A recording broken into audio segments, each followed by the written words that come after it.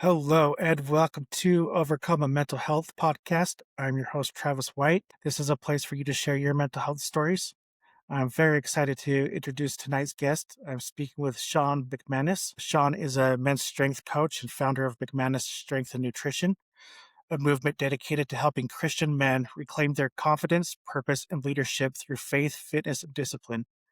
Sean, welcome to the show. Travis, thank you, brother. I'm excited to be here and looking forward to our conversation this evening. Same here. I appreciate you taking the time out of your day to speak with me. But without wasting any time, I'm just going to turn the microphone over to you and let you tell us about your journey. Yeah, man, of course. So I'll just give a brief overview of my story. Grew up on a small farm in North Carolina. So growing up, got to enjoy the farm life. I was homeschooled as a kid all the way through high school, and then went to college for agriculture, actually. Was planning on farming full time and got out of college and did the usual thing, joined the corporate workforce. I was working for a chicken company. Worked there for around 8 years. During that time, it was probably about 2 years or so. I started to get pretty bored with my job, but I kind of stayed there. I knew there was something else I should be doing, and I knew there was kind of more to life than just that job, but I stayed there for quite some time. And then my wife got pregnant with our second son. And after I'd been working there for about 8 years, and at that point, we were pretty tight financially already. So at that point, I knew that I had to make a change as far as where I was working because we're a single income household. So I was kind of on a countdown clock. So I started looking around for jobs, ended up doing some door knocking for a solar company, going door to door sales. So went from my W-2 to 100% commission with a baby that was due in 2 months. So that was kind of a scary thing, not really the usual safe thing that you do, but I really felt like I could make some money, needed to make some money quickly. So I went that route. Didn't like that job at all. Decided to do some different things. I started a home repair business, was doing some handyman work. I've got a bit of a construction background. So I was doing that as well as doing some coaching on the side because I had been pursuing fitness for quite some time at that point, and was just running both of those businesses and spending a lot of time trying to get clients for both businesses, and eventually decided that the home repair is not what I wanted to continue doing. So I jumped full on into Christian men's strength and nutrition coaching, and that's where we are now. So hopefully that gives you kind of a pretty broad overview, but that's kind of how I've gotten where I am now. Oh, that's really cool. And I absolutely love your focus here and what you're doing to help men out because I think it's important. I don't think there's enough companies that actually focus on just men. Yeah, I'm with you. So to dive a little bit deeper into my journey, when my wife and I first got married, actually we'd been married for a little while. It was after we had our first son. We were kind of experiencing some turbulence in our marriage, and it wasn't anything crazy bad. It wasn't like we were planning on getting divorced or anything like that. It was just we were just struggling with some stuff. She had her hormones were doing different things, from the pregnancy, from having the baby. She was, new mom, I'm a new dad. So we had a lot of emotions that we just didn't know about, didn't know were coming, didn't know how to deal with them. Both of us are tired, stressed, trying to figure out this parenting thing and whether or not we do it right. And I was trying to find something to improve our circumstances. I was like, something is off here. Like, there's got to be a way to make this better. So I started kind of diving into personal development. I started reading books, started listening to podcasts, started searching for someone or something that could help me figure out what was going on in my life and in my marriage and how to make it better. And I stumbled across, through a podcast actually, I stumbled across this coaching program called the Family Captain. So shout out to the Family Captain. And it's a coaching program that teaches Christian men how to be better husbands and better leaders in their home. So I dove headfirst into that. That was the first time I had invested in any kind of coaching experience. And man, my eyes were opened to, what it looked like for me to live out the biblical sense of me being a man, what it looked like for me to live out the biblical sense of me being a husband, what that looked like very practically. And, I started seeing a lot of really good fruit in my marriage because of that. But it really opened my eyes to men in the Christian culture, mostly in the Christian culture, have this tendency of, I want to say, nice guy syndrome. If you guys are familiar with that term or not, but basically what that means is Christian men just try to be nice all the time. And what that looks like practically is they don't share their opinions. They don't speak the truth boldly. They often get walked on by their wives or by their employers, by their jobs, all in this effort of being nice because we have been trained to, as Christians, we try to be like Jesus, but in some way, shape, or form, the church has watered down Jesus so much that they have just kind of said, well, he was just a really, really nice guy. And so that's what we as Christian men have emulated, and that's really gotten us to this place in society where we are now. Yeah, I totally agree. And because I don't look at Jesus as somebody that was always nice. I think he was nice, but also firm in his dealings with men in his teachings. Absolutely. And there's a way that I kind of talk about it, and I've heard a lot of other, men talk about it as well, is there's a really big difference between a nice guy and a good man. They're not the same thing. A good man is not someone that is just nice and walked on all the time and not bold. A good man is someone that is, yes, kind and gentle and loving, but also bold and courageous when he needs to be. Boldly speaking truth, boldly leading his family in the direction that they're supposed to go, bold in his convictions. So we kind of have this overwhelming, just kind of mess of what it looks like to be a good man in Christian culture today. And my eyes were really open to that, and I've just become very passionate about it. And that's kind of part of what led me to where I am in my business now. Really cool. But with so many men feeling disconnected from their purpose, how does faith help reconnect them to who they're meant to be? It's really good. So when God made us, he made us for a purpose. I believe very, very strongly. Well, if you're a Christian, you believe very strongly that, God created each of us for a specific purpose. Like there's a reason that you're on this planet today. He has a plan for you. He has a destiny for you. And really leaning into that piece and pursuing it and trying to figure out what it is for you is is the way that you're going to find fulfillment in this life.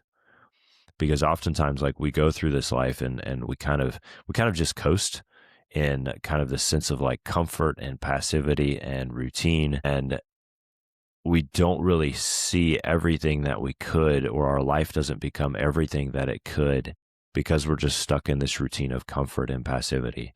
So pursuing that calling that he has on your life and pursuing it boldly and courageously is kind of that way where you're going to find fulfillment in the day-to-day life.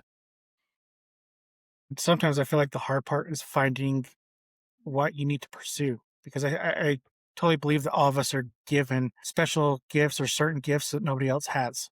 And sometimes, like, they're not necessarily like out in the open. You have to really dig in and search for them.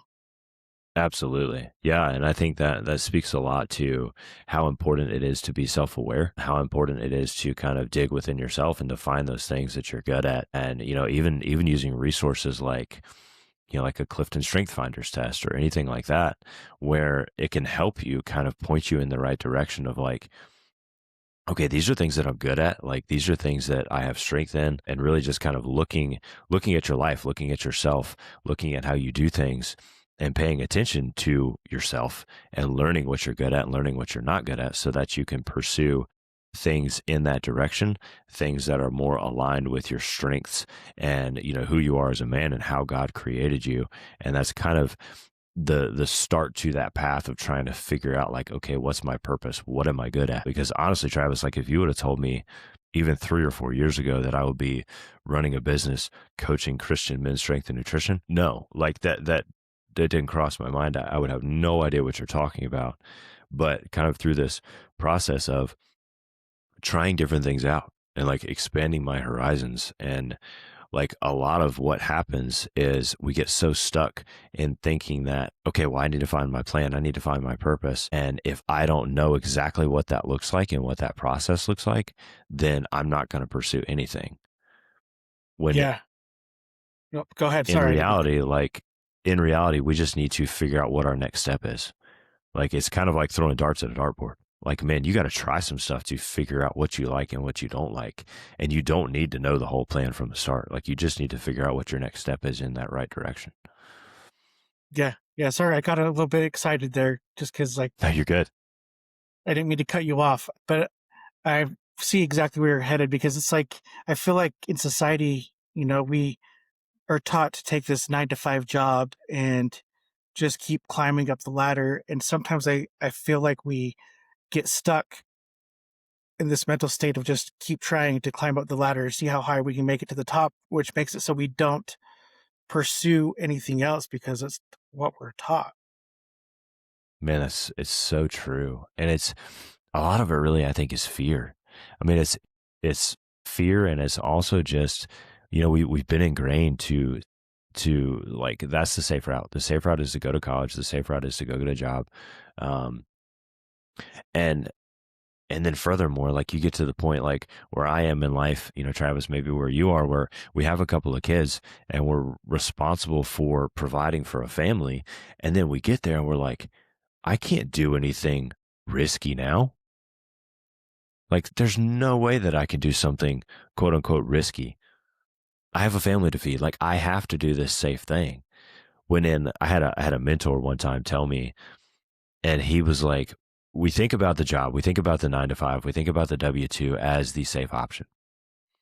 When in reality, as a W 2 employee, you have one client.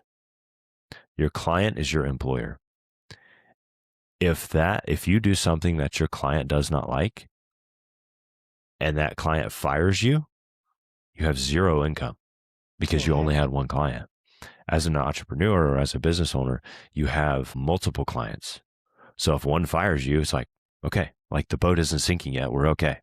Mm-hmm. We just pivot and move on. So that really helped to frame it in my mind of like, is the W 2 job really the safe route, or have we been lied to? And maybe it's not. Yeah. I definitely go on the side of we've been lied to. I'm finally working up the courage to like try a couple things myself. I'm not very far into them yet, but I always feel like God is in the details. If you push yourself and are doing the best that you can, God's going to be there for you in the end. Man, that's so true. That's so true. And thinking back on my own journey, it was like I was not near as close to him when I was quote unquote comfortable. I mean, I was comfortable in the sense of like I knew how much money I was going to make this month. Not comfortable in the sense that we had plenty. I mean, we got by. Like it wasn't like we were eating beans and rice every day, but there really wasn't anything left over. But I knew how much I was going to make. I knew that I was going to make it regardless. Whether I gave a half effort or a whole effort, like that money was coming in. And but we think about kind of like getting closer to God and growing our faith, and oftentimes that takes stepping out in faith and doing things that we're scared of because we have to be stretched in order to grow. So like we think about it in terms of like fitness, like if we think about it in terms of physical fitness, like your muscles don't grow unless you stress them. Your faith doesn't grow unless you stress it. So like there's been so many times in the past few years, these decisions that I've made, or the kind of the path that God has had me on, where it's just been a real testament and a real period of growth in my faith that I kind of went 8 years while I was in my W-2 not really seeing it. Now there was bits and pieces of it, but when I stepped out and was like, okay, God, like you're calling me, like I have to leave this job. I feel like it's the right thing to do. I feel like that's what you're calling me to do. And at the time, it was like I need to go like to the solar company. That was 100% commission job. That was scary, like really, really scary. There was no backup plan. It was just like, I hope this works. Like we're gonna try. And that really tested my faith in terms of trusting God with my finances because, at the time I was like, yeah, sure, I trust God with my finances. But in reality, I was trusting the company that had been paying me for the last 8 years. And then once I left that company, I was like, oh, shoot, this is a whole nother level. No, God, you're in, like, I need money and I don't know where it's going to come from. Yeah.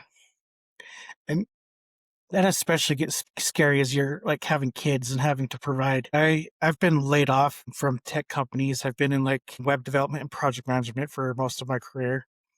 and but I was laid off 3 times in 7 years because My I was gosh. working startups, and it's scary. So that right there kind of goes back to what you said. Like, is the 9 to 5 the safest? But I'm going to Yeah, kind of man. change the kind of direction here. Um, I want to get your thought on something.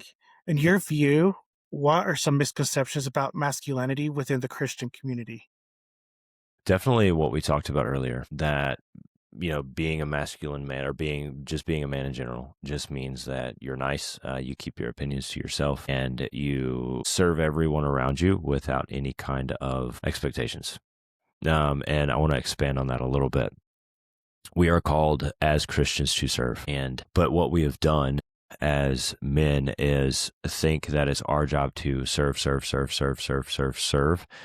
the point of exhaustion, to the point of not having anything left to give. And that's what I see a lot in Christian men, is that they're burnt out. Like, they're burnt out from serving their families, they're burnt out from serving their church, they're burnt out from serving their employer, because they have this misconception of, I don't matter, I'm just here to serve. And so as long as these people are taken care of, like, I don't matter. Like, that's been the common misconception that I see so much. And it's something that I've struggled with personally. And coming to grips and like reframing that to the point of, you do matter. Like, God created you. God said that the world needed one of you, and you need to take care of yourself, because we get this kind of this selfishness twisted up, and we think of selfishness as Christians as like taking care of ourselves, when in reality, like, Jesus took for granted that you were going to care for yourself. Think about, love your neighbor as you love yourself. That word as, okay? How are you supposed to love your neighbor if you don't love yourself? Most Christian men, most guys are walking around and they don't love themselves. They're not taking care of themselves. They're giving everything that they have, everything that they can possibly scrape up, to their families, to their jobs, to their churches, to their friends, to their communities, and there's nothing there. There's nothing left to give. They're not filling their cup back up. They're just scraping the bottom and scraping the bottom and scraping the bottom, and thinking they're doing the right things, when in reality, if you would take some time to love yourself and spend some time taking care of yourself, everyone around you benefits from that. So we think about it and we're like, oh, that's selfish. I can't take care of me. I can't go work out. Like, I can't Yeah, go, have a relaxing day off to recharge. Like, my family needs me. It's like, bro, you would show up so much better for the people that you love if you actually took the time to take care of your needs, because you are important. You matter. You need to take care of yourself. Love your neighbor as you love yourself. You can love the people around you better if you are loving yourself well. yeah, I absolutely love that. And that's kind of a lesson that I've had to learn in the last year, like dealing with my own struggles. It's I've had Of to course, man. learn to, even take some time for myself and not give.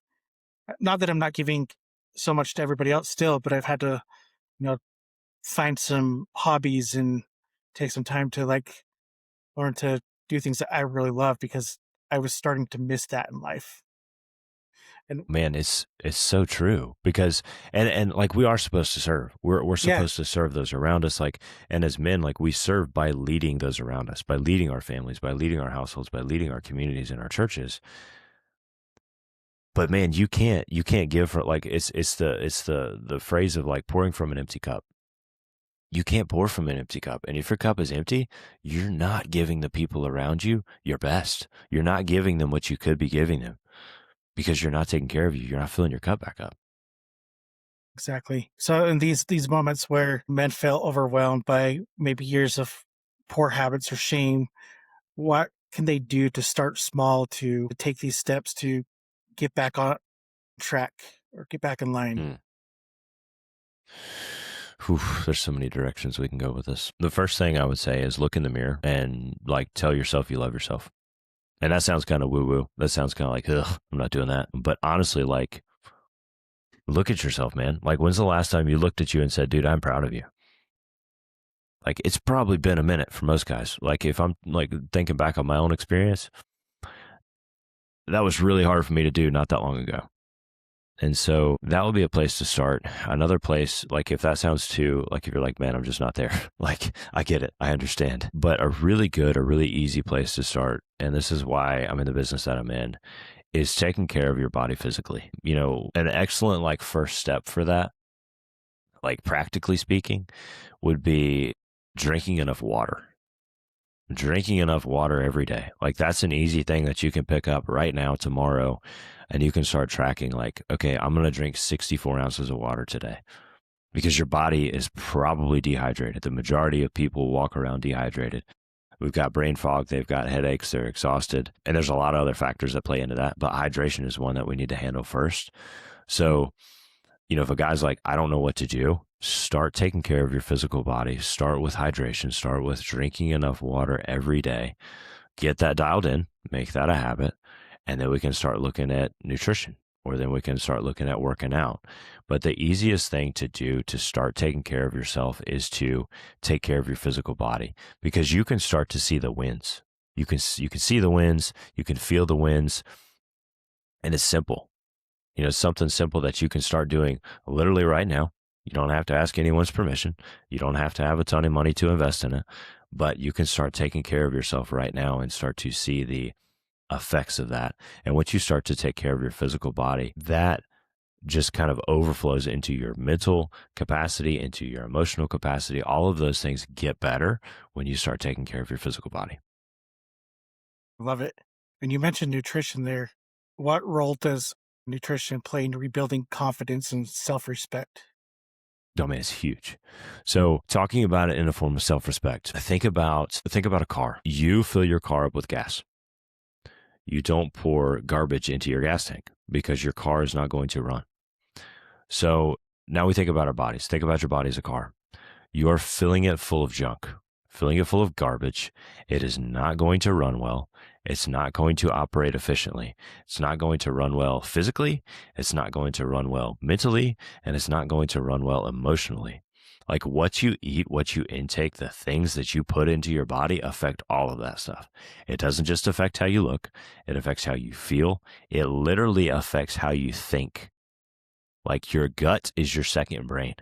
What you feed your gut literally affects how you think day in and day out, how you think of yourself mentally, how you feel emotionally. All of that is vastly, vastly influenced by your nutrition and what you're intaking into your body. And sorry, I can fully attest to this because this is basically what I went through last year. I completely changed my diet. I haven't drank a soda for over a year now. Good for you, man. I'll drink like the what are they called? The Zevias here and there. Like Yeah. once a month, I'll Yeah. buy like Yeah. they don't taste anything like a cold Coke. No, that's true. My my functional medicine doctor was like, "Nah, you need to make some lifestyle changes, especially when it comes to your eating habits." But my body, I figured out my body was full of inflammation, and I was this close to being diabetic.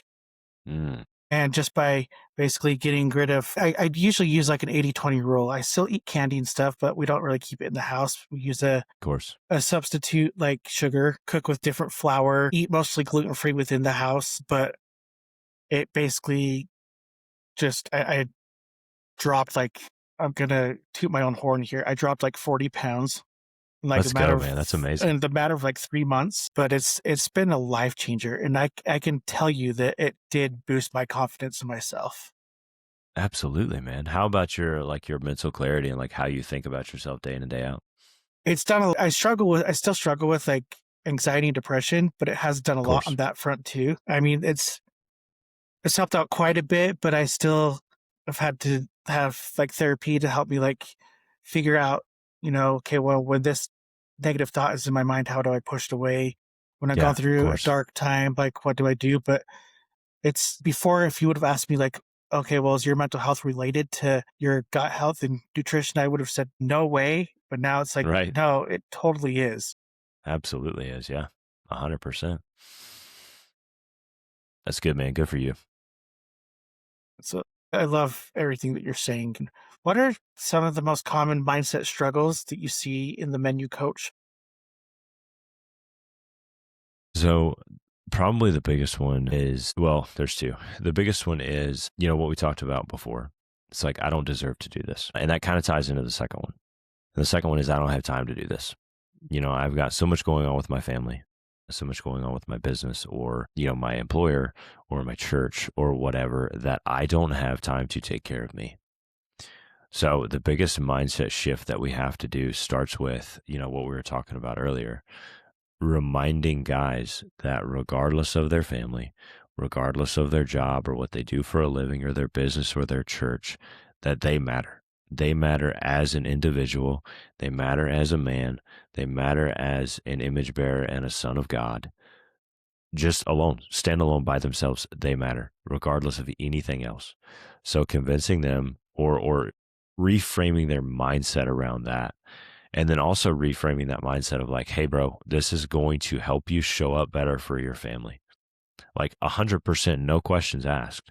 If you are confident in yourself, if you are filled with energy at the end of the day because you're exercising, because you're eating the right foods, if you are thinking more clearly, if your brain fog goes away, if you are less tired and groggy and worn out, you literally show up better for your wife and you show up better for your kids. So yes, you are getting the benefits of this, and also your wife and your kids are going to see a tremendous benefit of this as well. So not only is it benefiting you, but it's benefiting all of those around you. But we have to shift that mindset of like, well, I'm already serving my wife and kids and I just don't have time. It's like, no, you can actually serve them 100 times better if you take the time and you make the time to do this. Yeah, I agree. And can I add on a little piece that I learned? Yeah, of course. One thing that I learned for myself, and this may not be true for everybody, but I was always a yes person. I had to learn to say no to certain things. Like, I'll use my church and my faith, we get callings, and most people feel obligated to say yes. And I'm not one of those people. I'll flat out say, no, I can't do that right now. So I got this church calling. And at the time, I just felt like I was too overwhelmed in home life. Um, I was having some medical problems. So I flat out said, I'm sorry, but I can't do this right now. And I had told a coworker that I said no to this church calling. He's like, well, I didn't know you could do that. I said, yeah, man, like you're not obligated to take it. Like, you can be truthful and honest and say, I can't do this right now. It's not the right time. Of course, man. Of course. Yeah, that's so, so important. Setting up boundaries in our life and like knowing what our current capacity is, whether that's with work, whether that's with friends, whether that like whatever it is, just knowing where you're at as far as like what your current capacity is that day or in that season of life, and knowing what is important, knowing what your priorities are, and then saying no to the things that aren't as important, that do not line up with your priorities or where you are. That is so, so important. And that's one of the things like we see with guys all the time is guys are burnt out. And man, like they're serving at church, they're working a full-time job, they're coaching 3 different soccer teams, baseball teams, football teams, whatever it is. Their kids are in 15 different sports every weekend. Like, bro, say no. Like it is okay. You do not have to say yes to every church serve opportunity. You do not have to say yes to every sport that your kid wants to play. Like it's not good for you. It's not good for your family. It's not good for your kids to not have any margin or any rest or any like where you can just be a family and hang out or have fun or be bored or be lazy. Like we live in this is not a word, but I'm going to make it up. This over dopaminated world where like we feel like our brain has to be latched onto something all the time. And I'm guilty of this as well. Like I have a hard time setting that stupid phone down sometimes. But man, it's just like breathe, man. Jesus lived his life at 3 miles an hour. That's the speed of an average man walking. Like he didn't have anything else going on. Like you've got to slow down. Like it is okay to say no. It's okay to say no to your church, to your kids, to your wife. Like it's okay. You're allowed. It's all right. It's good for you actually. Yeah. It's probably welcomed. It's probably very beneficial and it's probably excellent for everyone in your household. Yeah. I 100% agree. And I think that's like in my marriages. one of the things that we've always been good at for the most part is communication. Like I believe communication is like key to really having a good relationship. But Absolutely. we're both, to the point where it's like we can tell each other no and say, nope, I can't do that right now. I'm so sorry.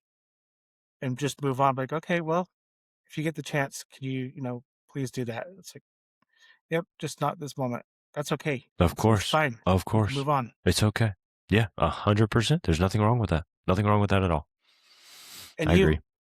you mentioned like, the sports stuff and people. I have been seeing statistics lately of how these people in I want to necessarily bash like the competitive sports, but like when kids are doing it from such a young age on, I've read statistics. I can't remember exactly what they are that these advanced competitive sports are ruining families. I would agree wholeheartedly with that. Um, this is this is this is definitely a controversial topic. Hmm. Like your kids, 98 parents, like dads, if you're listening to this, 98% of your children are not going to make it in professional sports. They need to go to church and they need to spend time with their families. Downtime, good time, quality time. You guys need to have good quality time with your families. You do not need to go to every stinking sports event out there. Like, I, the odds of them making it to professional sports are like very, very, very, very small.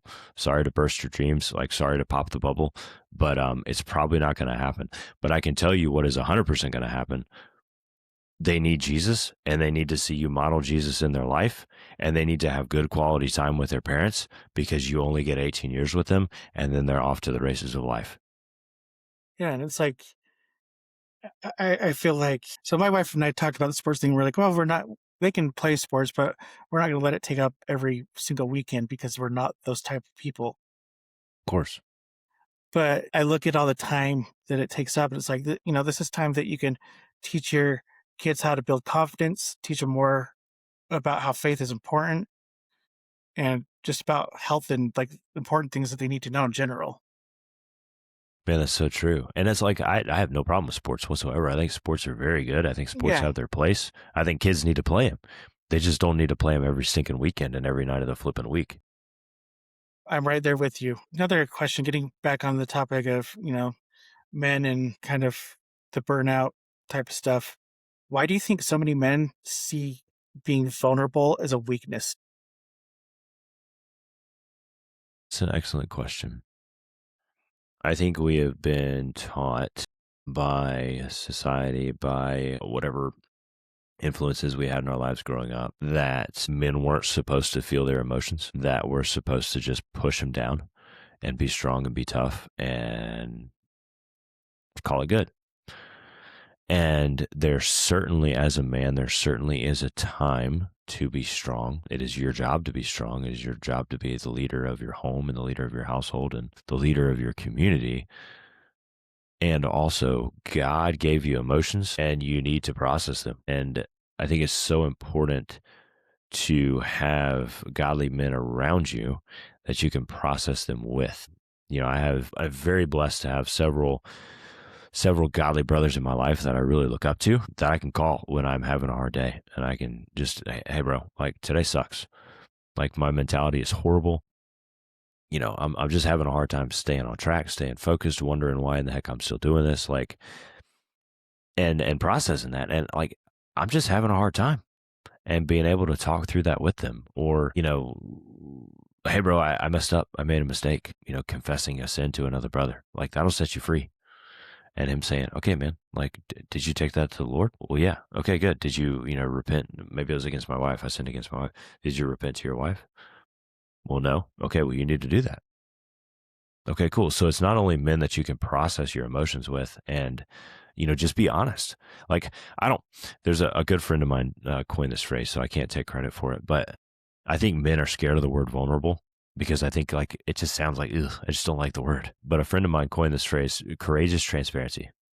So that's the phrase that I try to use because I think it sounds more masculine. I think guys like it better. Hmm. But being courageously transparent and just ultimately being honest with where you're at.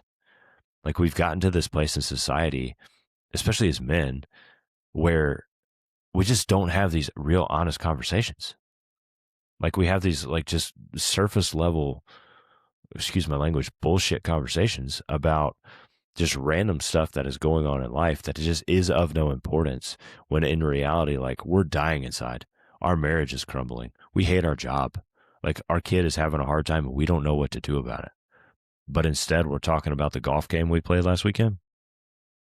And don't get me wrong, I got nothing wrong with like that kind of talk either. But it's like, have the conversations that are important. Have the conversations that actually matter. Be honest with the men around you that you respect and that you love, and tell them actually where you are, so you can process that stuff and so you can grow through it together, instead of just acting like this false bravado, like, I'm good, I have no problems. Sorry, bro. Like that is bullshit. Yeah. And you need to actually have an open and honest conversation with yourself and the men around you that you respect and that you love. Yeah, I totally agree. And I've seen this in my life too often. But like even growing up, I think of like my own family. It's like I didn't really talk openly about the way I felt too much. But I feel like you brought up a good point, and that is you need to have people in your life that you can talk openly to. And sometimes, maybe it's just them listening, and other times maybe they're giving advice, but you need to Of have course. that trust. Yes, yes. And the one thing that I really want to stress here is you need to have other men in your life that you can have these conversations with. I think it's important to be honest with your wife. But men have struggles that women don't have. And if you are only telling your wife about those struggles, you're inadvertently placing burdens on her that she is not Mm-hmm. prepared to carry. She is not built to carry the certain burdens that you carry as a man.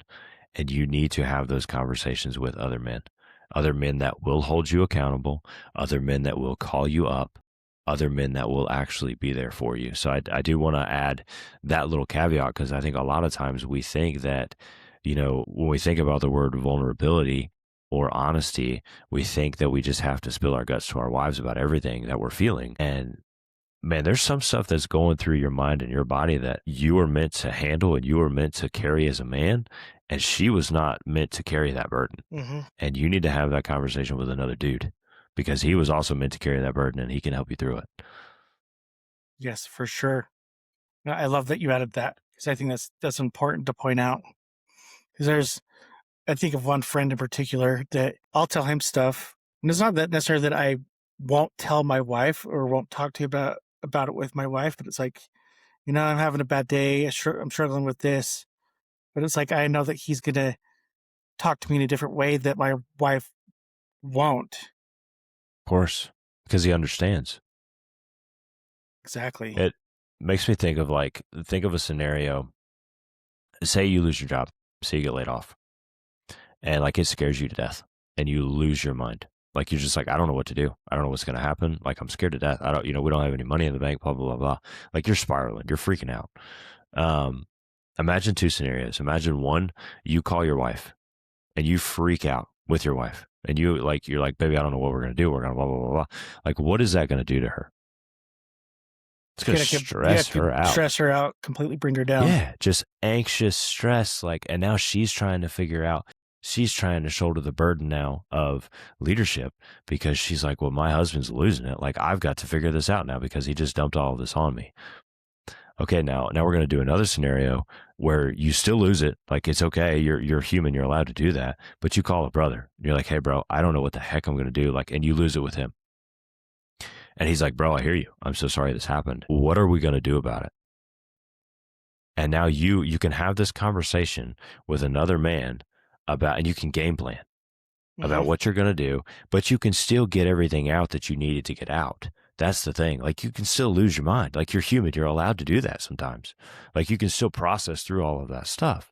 But now when you go talk to your wife, hey, baby, I lost my job today. It's scary. I'm kind of stressed about it, but I'm going to do this, this, this, and this, and we're going to be okay. Those are two very different conversations. Yeah. And you change the direction of that conversation because now you have that game plan because you already discussed it with somebody else. So Right. Now you're leading Yeah, yep. her instead Mhm. of dumping your burdens on Yep, her and expecting her to figure out how to fix them. exactly. You're still being honest. You're still being just as honest, but you're not dumping your burdens on her. I absolutely love it. Now, a question for you personally. How do you keep your own priorities straight, faith, family, business, fitness, without burning out? Mm, that's a good one. Godly men, having other godly men around me. That is man, it's just been an unlock for me. I have a really, really, really good group of strong men that if they see me getting my priorities out of line, they will tell me. It'll be very blunt, it'll be very honest, and then they'll help me get right back on track. But, it's that, and then it's just scheduling your day to honor the priorities that you have and just being diligent in your day-to-day habits and your day-to-day systems, getting in the word every day, praying every day. I journal every day, or I try to every day. And I don't do any of that stuff perfectly, but day in and day out, those are kind of my, like, I need to spend time with God. I need to spend time in his word. I need to spend time with him in prayer.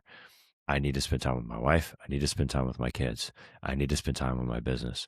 Like, all of those things are important to me. So scheduling out my day to make sure that my day honors those priorities. And again, I don't do it perfectly. There are days where it's a whole lot of business and not a whole lot of family. And then there's days where it's a whole lot of family and not a whole lot of business. But you're just kind of having that ebb and flow and making sure that the way that you're living your life day to day is aligned with the man that you want to be.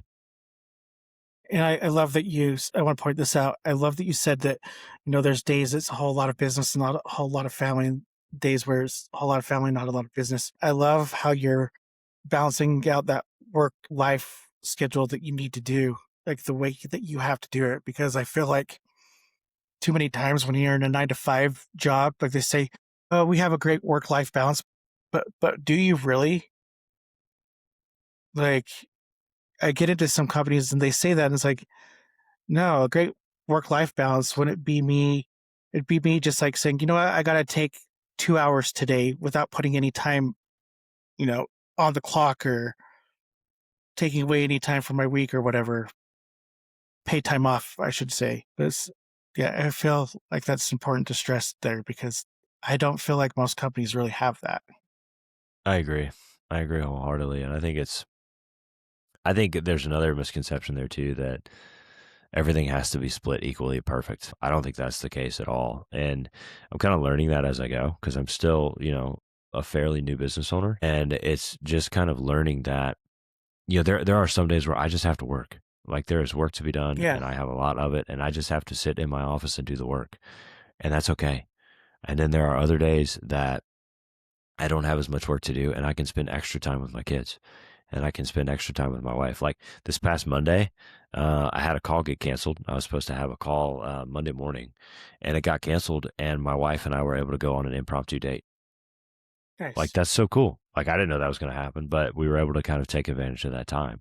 Yeah. So it's just like the ebbs and flow of life, and setting up your calendar as best you can to make sure that it ebbs and flows. But this misconception of work life balance means everything is perfect 50-50. I think we need to throw that in the trash can as well, because there's going to be seasons of life where you just need to work and you need to work a lot.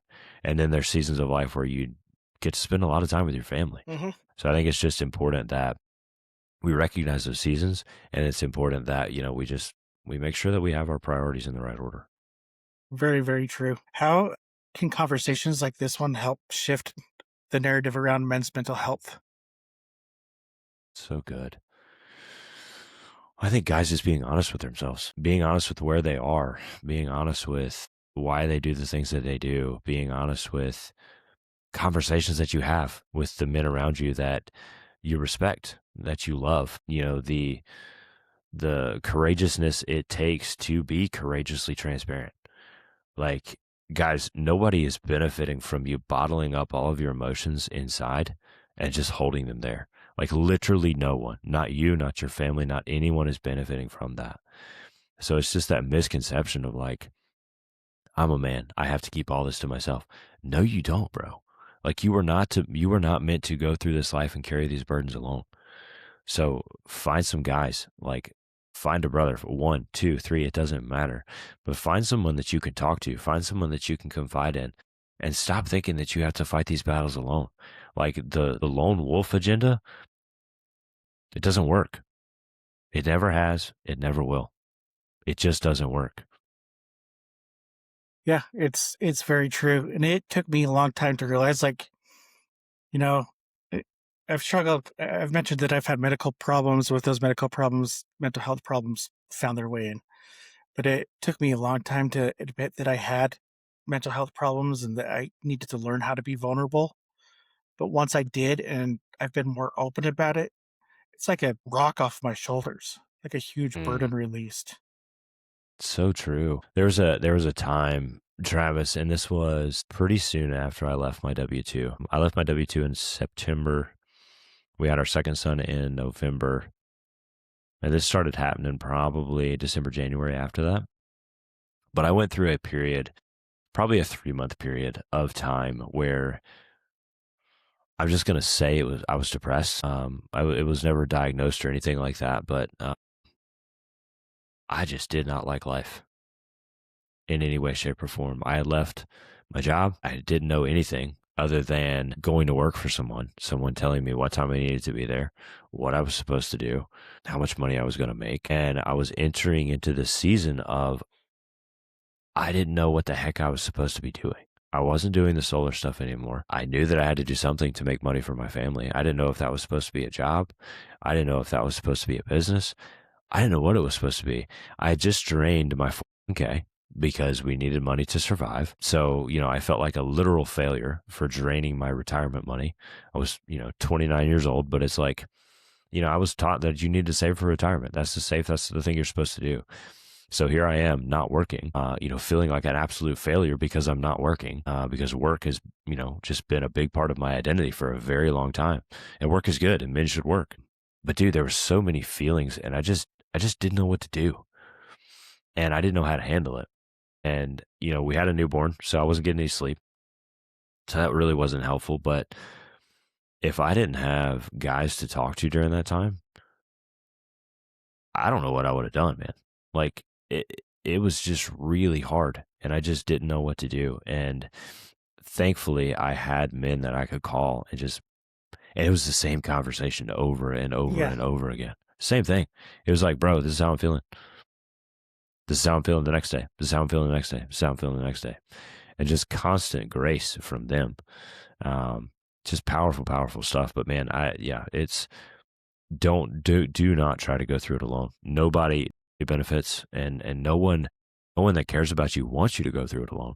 They genuinely want to just be a listening ear or help you through it because as men, we want to help one another. Like we want to serve each other. It's literally what we're designed to do. And so if you're like keeping to yourself, thinking that you're trying to not be a burden to another man, you're actually robbing him of being able to share his gifts with you that God gave him. Uh-huh. And it's like, to me, somebody might be waiting for that conversation to have that conversation because, Absolutely. yeah, What if that guy that you're getting ready to call had a period in his life like that? yeah, One of my good friends that I was able to talk through during this time, he shared with me that he had went through a pretty serious, dark, depressive time in his life.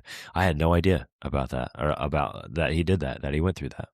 and that the same thing happened to me. One of my good friends, like from way back in the day, early college years, like I'd lost contact with this guy for a while, and then I just felt like I'm gonna start reaching out to him because like he doesn't have very many like people in his life, but I've always been in contact with him a little bit.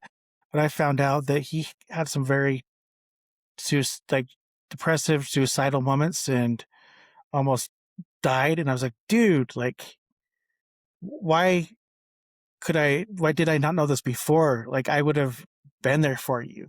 You had nobody. Absolutely. Yes. But now it's Yes. like I check up on him. He checks up on me, and like I don't see him very much just because our lives are in different spots. But like he's like my concert going buddy. So it's I the love one it. thing that we do together. So That's awesome. But that brings up another point though, Travis, about like check in on your bros. Just check in on your dudes because when you're in, I mean, it, Travis, like when you're in those times, when you're in that dark, dark spot, like you're not thinking clearly. Yeah. You're not thinking clearly. So if you don't have somebody like, we can tell you like, call someone, call someone, call someone, call someone. Like, we want you here. Whatever it is, whatever you're going through, like, we want you here. Call somebody. But you don't think clearly during those times. So you need to And check on your bros. and not only that, but maybe I'm coming from the other side of this too, where maybe if you're not in the mode to call them, it's good for them to, have previous, like, I'm trying to think of how to say this. Say, like, Sean, say I called you up and said, you know what, man, I'm having a rough time. I'm going through this, I'm very depressed right now. And like, you don't hear from me in like a week or something. So that might give you the opportunity to turn around and call me up and say, you know what, Travis, how are you doing? I remember having this conversation. I want to follow up with you. Yep. Yeah, if we know that you're actually having a hard time. And Mm-hmm. you don't even have to, man, you don't even have to get into details. It's important for you to get into details and you should do that. But if you like listening to us now and you're like, I'm not ready for that. Cool. Text someone and tell them that you're having a hard time. That's it. Just tell them, hey, I'm really struggling with this right now. Yeah. Okay, man. Yes. Now I can check on you. Yes. And this, and sometimes it's like the only thing we can do because it's Absolutely. too hard to sit there and think about texting out line by line, what Yes, we're struggling with. 100%. Yes, yes, yes, yes. I do that with a friend of mine now. Sometimes I'll text him or he'll text me and he's like, my mentality's in the toilet today. Yeah. Like, just tell him, like, hey, I'm not expecting you to do anything about it, but I'm just letting you know. Yeah. He's like, all right, bro, I love you. I'm praying for you. Just some encouragement. Yep. And like this friend that I just recently mentioned, I'll text him sometimes like, hey man, how's it going? Haven't heard from you in a few weeks. Like, how are things? And his response will be, you know what? Life is shit right now. I don't want to be here. Exactly. And that's all he needed to get out. And I'll just reply with like, just so you know, I'm always in your corner. I'm here for you. If you need help with anything, let me know. I'll drive up to you. Yeah, bro. Just to know that somebody's there and just to get it off his chest. Mm-hmm. Yeah, it's so powerful. It's Exactly. so important. It's so much easier and more simple than we make it out to be. Yes, it really is. Good stuff, man. I have honestly just one last question here for you. What legacy? And I want to start off by saying I apologize if you hear my kids screaming in the background. It's all good, man. Don't ever apologize for the kiddos. I have my 3-year-old here, and my wife's not around, so he's running loose downstairs. I hope he's not starting fires or anything. Let's go. He's running wild. What legacy do you hope to leave through McManus Strength and Nutrition, and how do you want men to remember your message? Mm. I want guys to show up for themselves again. I want guys to show up as their best self for their families. I want them to be proud of them when they look in the mirror. I want them to know that they matter. I want them to know that they're worth taking care of. That's the message that I want to leave and the legacy that I want to leave. I want men to be strong. I want men to feel good about themselves. I want them to be strong in their convictions. I want them to follow Christ with boldness. But yeah, I just want them to know that they matter and they're worth taking care of, and that as their best self, their family gets the benefit of them being their best self. Absolutely love it. Where can people find you? I'm all over the social medias, Instagram, TikTok, and X at the Sean McManus, and then good old Facebook at Sean McManus. Awesome. And I'll be sure to post links to that in the show notes. And last thing here, I feel like we discussed a lot of things. Is there anything that you'd like to bring up that we did not discuss?